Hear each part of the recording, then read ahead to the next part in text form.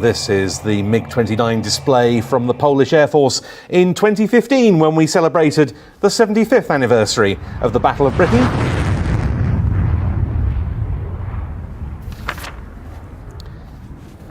A typically spectacular pull-up towards the end of the runway by Captain RIAT from the 1st Tactical Squadron of the Polish Air Force stationed at Minsk Mazowiecki. One of the classic Cold War era jet fighters, which we first saw at an air-to-2 in 1991 in the hands of the then Czechoslovak Air Force. But more recently, Poland has been the prime exponent of the aircraft at the air-to-2, and RIAT certainly impressed many with the precision as well as the drama of his routines, that drama inherent in the sheer presence of the MiG-29.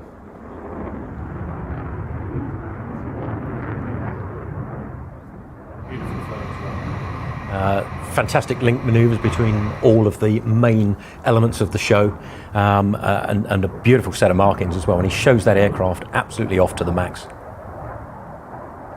Using the full range of capability of the aircraft, plus 8.5 down to minus 3G.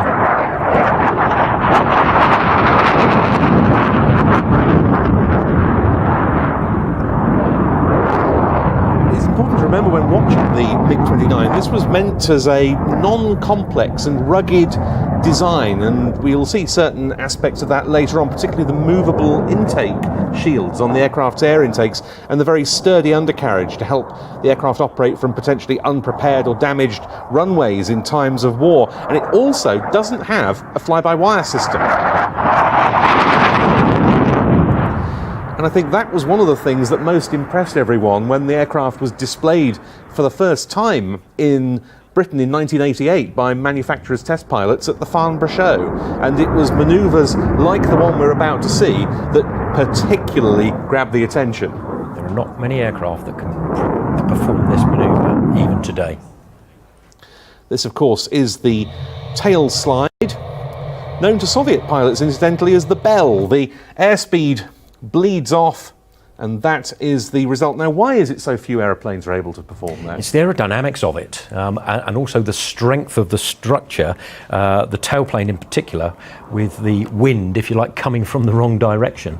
And for that finite period as the aircraft is sliding, the sense in which the controls operate is in the wrong sense.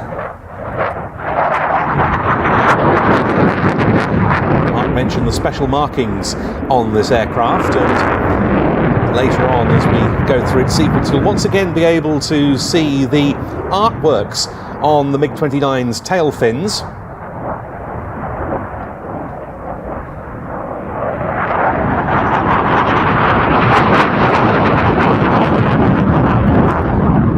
As many of the still in service Polish MiG-29s carry markings to honour different Polish aces of the Second World War. In all, 145 Poles flew alongside the RAF during the Battle of Britain in 1940.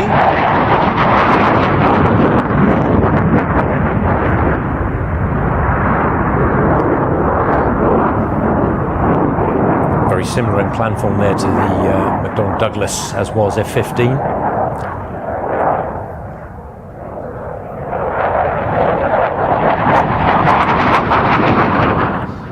But rather smokier, thanks to the aircraft's two Klimov RD-33 turbofan engines.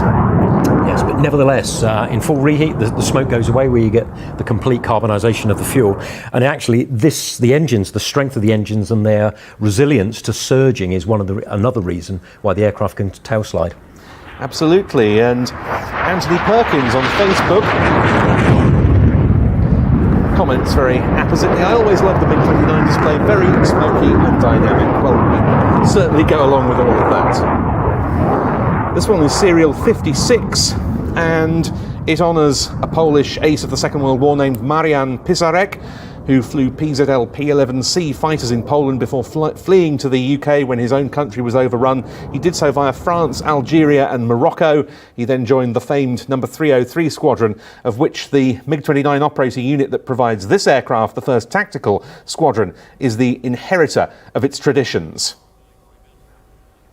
And with 303 Squadron, then 308 Squadron, Marian Pizarek scored a number of kills while flying with the RAF. Now, slow pass here from the MiG-29, not aided, as I say, by fly-by-wire. No, so probably an angle of attack that was about half of what we've seen with some of the other aircraft. Plus, if you look very carefully, you can see those control surfaces moving as the pilot is trying to keep control of the aircraft, whereas with a fly-by-wire system, the stick would be parked and it would just be the power that modulates the control of the aircraft and keeps the speed correct. So the pilot really working hard on that. But as soon as the afterburners come in, that aircraft accelerates at 20 knots per second, and then suddenly no longer is it in the slow flying regime. One of the few remaining Warsaw Pact era types remaining in Polish Air Force service, the Sukhoi Su-22 fitter variable geometry strike aircraft being another, and that too an aeroplane we've been privileged to see in the past.